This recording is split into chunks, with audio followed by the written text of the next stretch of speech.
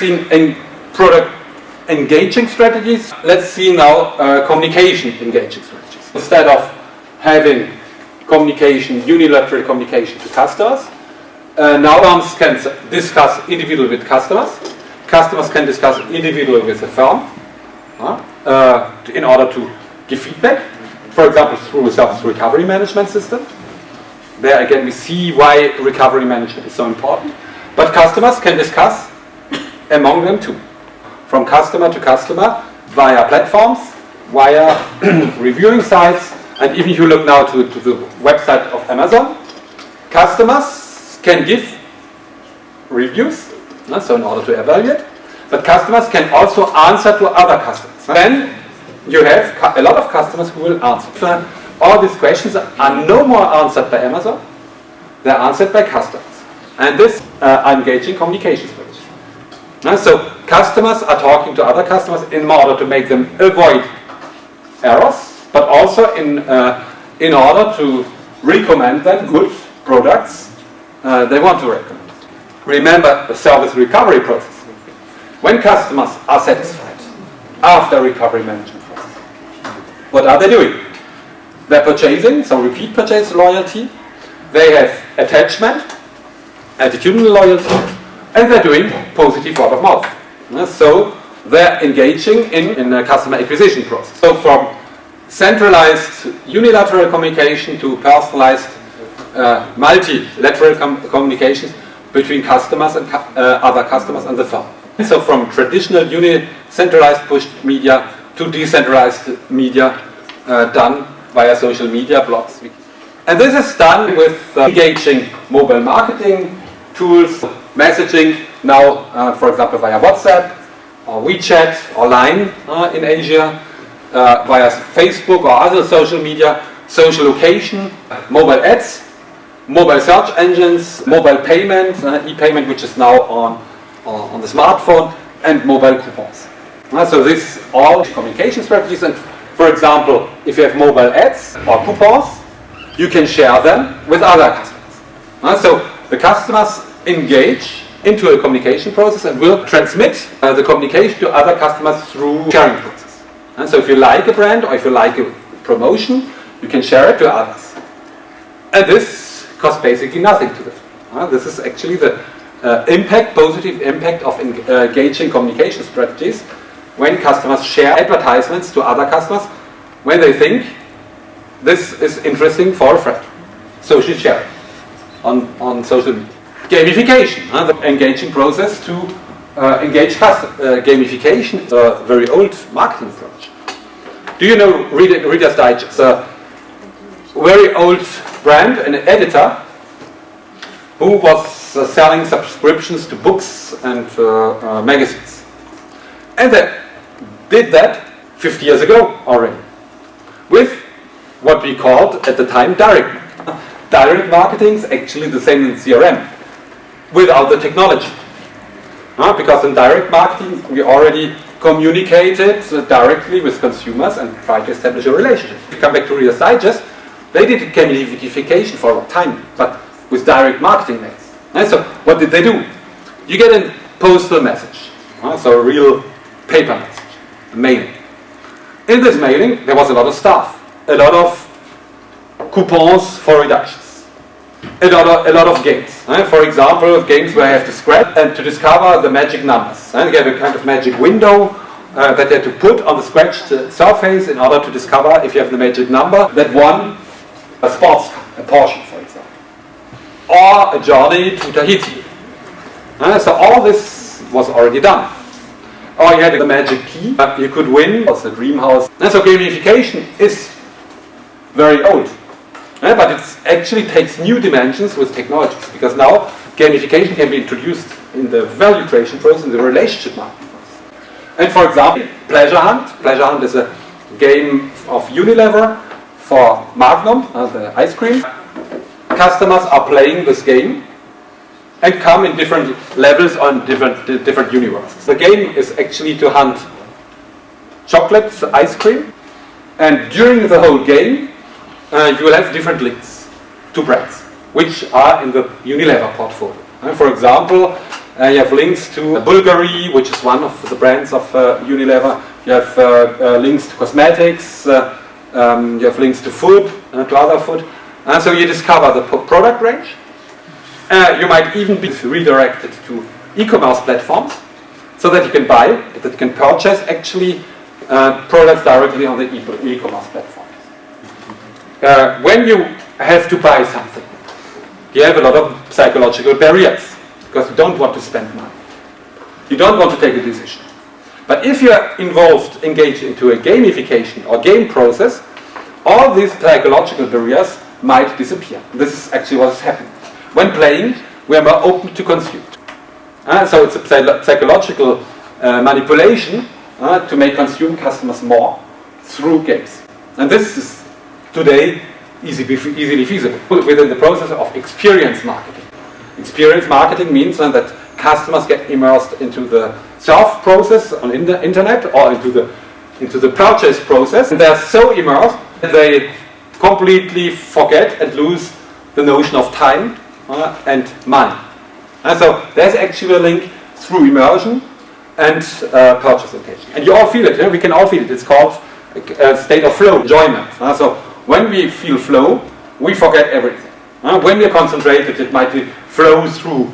When we listen to music, it might be flow through the movie, it might be flow through, imagine the mirror where we test cosmetics, it might be flow through my course, so you're completely absorbed and you lose and forget everything in life. And so the more we are in this flow, the more we are ready to consume.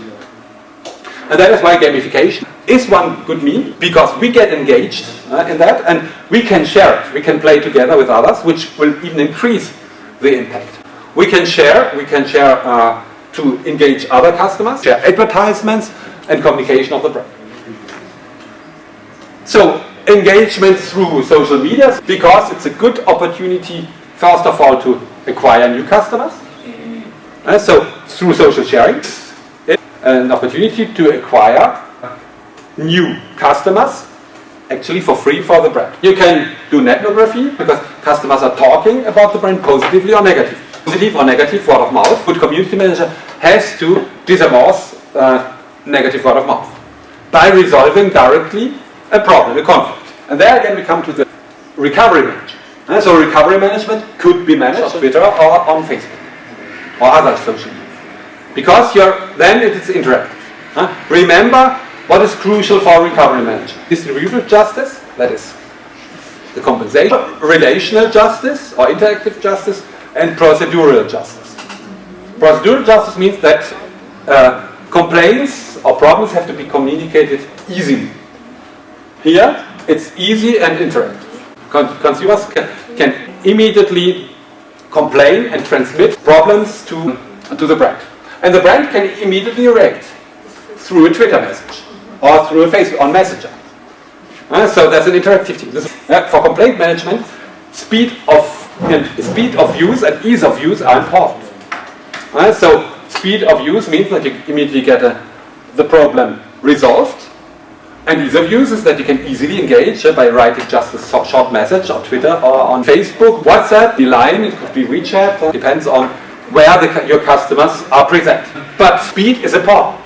So if you don't answer in the minutes after the question is asked, then you can even have bad impact. We come back to the idea of brand hate or brand love we saw in the recovery process. Customers might have hated the brand and might have shared the post on Twitter to millions of other customers by showing that this brand is not serious because they don't answer to complaint management. You see, these tools are very interesting from the relationship marketing tool point of view, because it means that you can quite easily satisfy customers quickly, easily, but you have to be reactive. And more this convert to chatbots. 2021, 90% of firms intend to use a chatbot. These chatbots are clearly there to take over this kind of complaint management, because they give you standardized answers and they producing homogeneous service quality. They're interactive, are never in a bad mood, so they're optimal to take over this kind of relationship. But again, it's only one tool. So this is also an important message I would like to give to you. Don't outsource everything to chatbots, because some customers prefer personal relationships, above all important customers. That is why it's important to do multi-channel. So you can manage complaints on social media. You can manage you have to manage also complaints by telephone or by physical agents when the problem becomes important. And when people prefer human contacts are still important. That is why I don't want you to understand that now everything should be managed with a chatbot. It's one tool that can be used in special contexts or for special customers who like this. It is very interactive, it's very quick, it's easy. You can start the process with a chatbot, but you cannot say now we can cut all costs for service recovery departments. That's not what I want to say.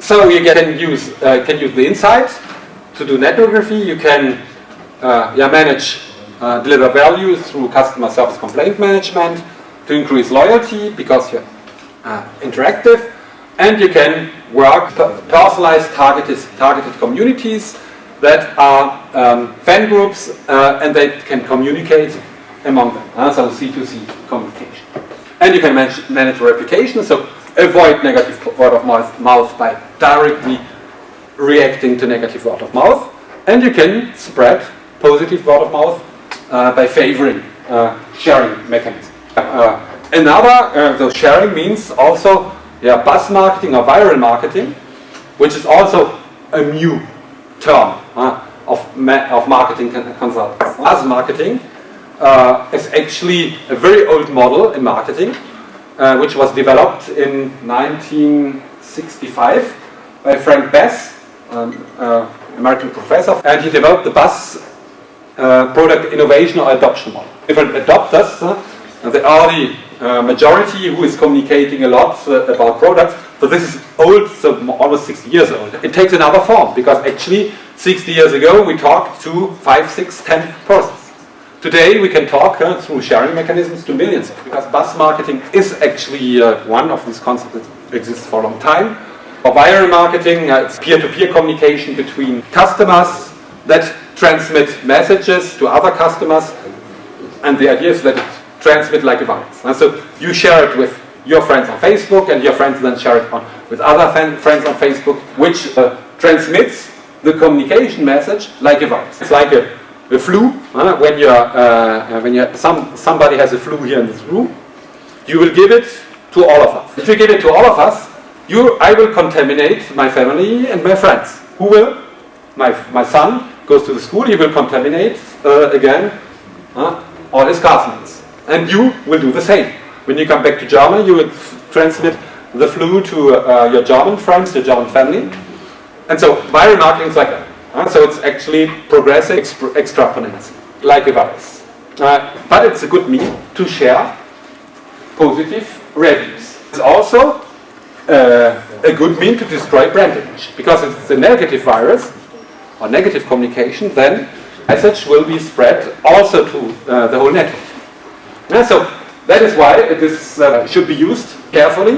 When positive messages are there, they should be spread. So customers should have the opportunities to share. The community manager should always try to control the message that is spread. The difference between warm and buzz marketing, so warm is person-to-person communication between about a brand, product, or service. Word of mouth is initiated by the customer. Buzz is initiated by the thought. Both can be done online and offline. Just to show you a model about word of mouth, this is one study showing the impact of word of mouth on the disciplines. So to do good word of mouth, the firm has to pay attention to credibility. That is why fake reviews have to be avoided. That is why firms are working today on a label Trust-E, label that increases trust. How they're working on a label that detects fake reviews in order to increase credibility. And one of criterion to detect fake reviews is either the fake reviews too positive or too negative. And if it's too positive, it means that the customer has paid for that, or the firm has paid another firm to do good. If you want to detect fake reviews, or the algorithms combine different criteria. And so either too positive, too negative, either too perfect, or with too many errors too. This also might be also an indicator. International organizations working on standards like a norm that will accreditate websites or reviewing sites which are free or which have only few fake reviews. Because this is the basis of credibility. Because if there are too many fake reviews, what happens? There will be no credibility. No credibility, there will be no trust. If you don't trust an e-worm, then it's not useful, and customers won't use it to purchase. Because today, 80 to 90% choose or purchase due to positive reviews, or they don't purchase due to negative reviews, which shows that today, only 10% of customers buy to commercial communication coming from the brand, and the others are influenced by word of mouth or reviews. So it shows that this engaging communication is determining the purchase of the customer. But if customers get aware about fake reviews, then this model will crash down. Because in this model, the higher the credibility, the more the trust. And trust, again, as in a relationship marketing paradigm, is the crucial element to purchase intention, but also then recommendation intention. Some examples of viral marketing. EasyJet here was go to one of our destinations and post an positive experience you had in this destination. So you post a photo and then you give the idea to other consumers who want to go to one of these destinations. And actually, what was the results? So they had almost 500% of extra bookings due to the viral marketing campaign. The average purchase basket increased by almost 100%, more than 200% more clicks, and 68% increase of newsletter engagement, so of customer acquisition. Because when customer enroll into the newsletter, this is the process of customer engagement. Galeries Lafayette asked customers to come into the store and to take funny photos in the different departments. And every day there was a winning photo. What was the result? More frequency in the store, so more people came into the store, but also an increase of the basket, because if you're in the store, you might detect clothes or goods you like, so people buy more, so increase of purchase basket, purchase frequencies, and increase of brand awareness and knowledge, which was also a positive result. It's cheap, it's talk about the brand, and you can then use Instagram, Snapchat to make it even more efficient. A negative example of what happens when you lose control of word of mouth, you will create shitstorms. The McDonald's is regularly the target of shitstorms. The message spreads exponentially. This can completely harm the brand.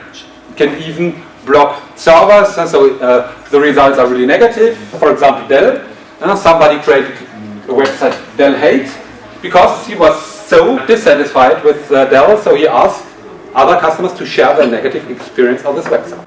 This is similar to the example about the Lufthansa customer, and due to non-reactions in the service recovery process, he became a nasty customer, a brand hater. This typically can happen when you manage badly customer engaging communication strategies. This negative word of mouth, when it becomes important, then it becomes literally a shitstorm against the brand.